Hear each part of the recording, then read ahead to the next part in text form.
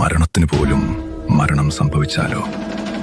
മൃത്യുവിനെ ഭയന്ന് ശിവലിംഗത്തെ പുണർന്ന മാർക്കണ്ഡേയൻ അവന്റെ പ്രാണന് കാവലായി രുദ്രൻ ഉണർന്നപ്പോൾ തൃക്കണ്ണിലെത്തിയിൽ സാക്ഷാൽ കാലൻ പോലും എരിഞ്ഞടങ്ങി. കാലൻ പോയതോടെ പ്രകൃതിയുടെ താളം തെറ്റി. ലോകത്ത് മരണം നിലച്ചു. മരിക്കാത്ത ജന്മങ്ങൾ കൊണ്ട് ഭൂമി വീർപ്പുമുട്ടി. സഹിക്കവയ്യാത്ത ഭാരവുമായി ഭൂമിദേവി ദേവന്മാർക്കൊപ്പം മഹാദേവന് മുന്നിൽ അഭയം തേടി. രുദ്രൻ തന്റെ ഇടതു തൃക്കാൽ ഭൂമിയിൽ അമർത്തി ആ പെരുവിരൽ പിളർന്നു. മണ്ണിലിറ്റു വീണ ആ രക്തത്തിൽ നിന്ന് അവൻ ജനിച്ചു. അനർത്ഥകാരിയും എന്നാൽ ക്ഷിപ്രപ്രസാദിയുമായ ദേവൻ തൃശൂലവും കാലപാശവും നൽകി മഹാദേവൻ അവനെ നിയോഗിച്ചു. കാലനില്ലാത്ത ലോകത്ത് കാലന്റെ കർമ്മം ചെയ്യാൻ പിറന്നവൻ. മരണസമയത്ത് ജീവനെടുക്കാനെത്തുന്ന ശിവാംശജാതൻ ഗുളികൻ.